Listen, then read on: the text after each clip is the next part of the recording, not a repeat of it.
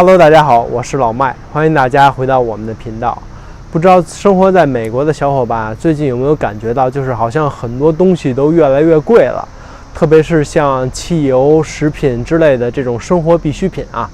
而且美国的房地产最近真的是非常疯狂啊！我之前在视频里随便提了两句，就说拿我们现在住的这个区域啊，如果是非常好的房子，学区好，价格合适，周五上市的房子，下周一直接就攀顶了，而且最终的成交价呢，可能还要比卖家的这个 asking price 还要高。实际上啊，你的感觉是正确的啊。最近美国呢，就是在经历疫情后的通胀。今天的视频呢，老麦就来结合两篇文章跟大家分享一下专家们是如何看待美国的通胀的，包括通胀会持续多久，对于我们的日常生活呀、投资啊、买房啊都有什么样的影响。同时啊，我也会把两篇文章的原文链接呢放在咱们视频的最后啊，感兴趣的小伙伴呢可以自行查看。简单来说呢，通货膨胀就是一种货币现象啊。用咱们通俗的大白话来说呢，就是市面上流通的钱太多了，多过了实际所需要的货币量，从而导致呢货币的贬值、物价飞涨的这种现象。测量通货膨胀的一个关键值呢，就是通货膨胀率啊。它的计算方法也非常的简单，就是用现物价水平减去基础物价水平，这个差再除以基础物价水平。另外一个测量通货膨胀的关键数值呢是 CPI， 也叫做居民消费价格指数。其实这个数值啊更加贴近咱们老百姓的日常生活啊。CPI 呢就是衡量消费品的一个价格变化。一般来说呢 ，CPI 只要大于3%的增幅，就会被认定是有这种通货膨胀的风险。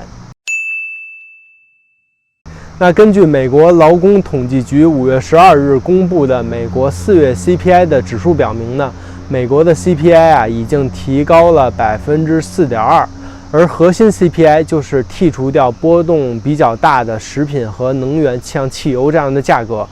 也已经提高了3%。那这两项 CPI 都说明呢，美国现在目前已经进入了通货膨胀的风险区域，应该提高警惕。那到底是什么导致了通货膨胀呢？导致通货膨胀的第一大因素啊，就是疫情对于供给与需求的这种双重压制。咱们先来看需求啊，美国各大州、各大城市啊，都选择封城来对抗疫情，比如像电影院啊、健身房啊、娱乐场所啊、邮轮啊、酒店啊什么的等等，通通都关门了啊，导致广大的消费者呢没有地方可以花钱。如果疫情期间依然可以在家正常工作，但是没有地方花钱的话呢，那就导致了就是手里的闲钱非常的多啊。那时间转到了2021年，大家都逐渐打了疫苗，疫情呢得到了大概的控制，在家里闷了1年的消费者啊，就像潮水一样涌向了各种餐馆、酒店、电影院等娱乐场所，开始了这种报复性的大举消费。如果咱们再看一看供给，由于去年的疫情呢，很多中小企业都停工停产，直接导致的呢就是失业率创下了10年来的历史新高。很多中小企业为了存活下去呢，必须辞退一部分员工以节约开支。辞退的员工呢，就会导致这个生产供应的下降。这时候啊，挥舞着钱准备消费的消费者来了，但是供给跟不上。大家都知道啊，辞退一个员工简单，但是想再招一个员工可没那么容易。这还要经过面试、筛选、培训啊什么的等等的程序。那所以这个时候呢，就会出现一个供给跟不上需求的缺口。那这个缺口呢，就会导致供给和需求的这个不平衡。美国独立企业联盟的报告中发现呢，2021年3月份到4月份的小企业主最关心的问题啊，就是劳动力的质量。而且中小企业主呢，现在正在大举的招聘。同时啊 ，Richmond 的联邦储备银行5月份的制造业调查显示呢，目前美国技术工人的这种短缺呢，是2021年以来最严峻的时刻。那种种的迹象都表明呢，目前就是大家有钱，需求由于疫情的控制呢得到了解放，但是啊，供给跟不上，供给呢需要更长的时间才能得以恢复。求大于供，从而导致一切价格的上涨。另外导致通胀的一大因素呢，就是今年3月初通过的美国营救计划法案 American Rescue Plan Act。这个法案价值大约1.9万亿美元包括给美国家庭发钱，将失业的救济金提高至每周400美元，一直延长到9月底，还包括拨款3500亿援助州和地方政府，拨款500亿来用于新冠病毒的检测。那如果房客不交房租，那房东呢也不能清除房客直到9月底。这一系列的刺激经济的内容吧。那这条法案呢，让大家形成了一个很有意思的现象就是很多人没有工作，但是家庭的存款却越来越多，导致大家好像手里都很有钱。其实呢，这就是通货膨胀。那这个原理其实也可以套在咱们现在的房地产市场上那如果大家关心美国的房地产市场，就知道现在的房价真的是节节升高美国其他的地方其实我不是很了解，我就拿我所处的这个美国东北部地区举例那基本上都是必须加钱才能买到房子。为什么会出现这种情况呢？就是因为去年的疫情让很多需要买房子的人根本看不了房子，也买不了房子。Open House 看不了，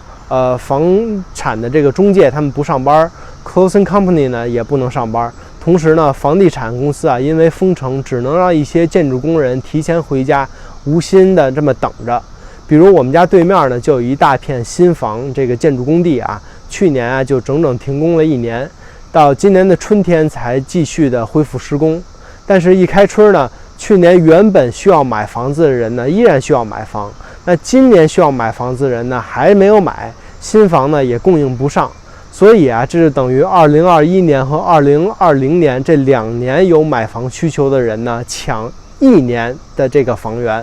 同时现在的这个利率又非常低，贷款容易，大家想想，这个房价它能不疯狂吗？对于投资者来说呢，首先就是股市利好，节节攀升，道琼斯马上就要突破35000点了。同时呢，其实很多人都感受到了这种通货膨胀为了让自己的手里的钱呢不再继续贬值，大家都纷纷的把钱投入到股市里，或者就是买房、买不动产，从而呢推动了股市和房价的双重上涨。但是呢，我想给大家提个醒就是目前这种一片繁荣的景象，可能并不是经济在真正的发展，很多的呢都是目前市场上这个钱太多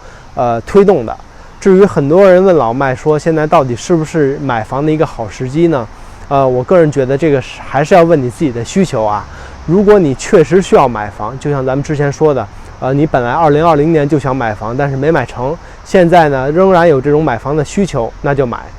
但是如果你想说我要买投资房，我还是觉得应该要慎重一些。反正我身边买投资房比较多的朋友呢，最近我觉得他们真的是没有下手因为房价真的是太夸张了。如果现在下手呢，其实可能是在追高所以这个还是要看个人的需求。如果你需要你就买，如果你不需要纯投资，那我劝你还是要谨慎一些。反正我们目前呢是没有什么购房的需求基本呢就是一个观察，等市场凉下来了以后呢再说。那专家们的观点呢，其实就是2点第一呢是认为这种通货膨胀不会持续太久，很快就会回落，因为他们认为这是新冠疫情好转之后的一个短暂的井喷，这种局面呢其实是暂时的，会很快的就逐渐平息下来。毕竟供给是不可能永远跟不上的一定会慢慢的召回工人，提高生产，供给呢也会逐步的这么赶上来。同时呢，大家手里的钱说实话也是有限的，总有花完的那一天，所以市场也会慢慢的降温，从而呢达到供给与需求的这种再次平衡。第二呢，就是持续观察，因为目前我们能看到的最新这个 CPI 的数据也只是4月份的数据CPI 是一个滞后的指数，那5月份6月份的数据还没有出来，等他们都出来了呢，也许大家就会更清楚一些。那么以上呢就是2篇文章和一些顶级经济学家对于美国目前的这个通货膨胀的解读了。如果大家有什么样的意见和建议呢，都欢迎在视频下方给我们留言。如果喜欢我们的视频呢，也别忘了给我们来一个点赞、转发、订阅，素质3连。祝大家继续能够努力工作，早日实现财富自由。那今天的视频呢就到这里了，谢谢大家的观看，咱们下期再见。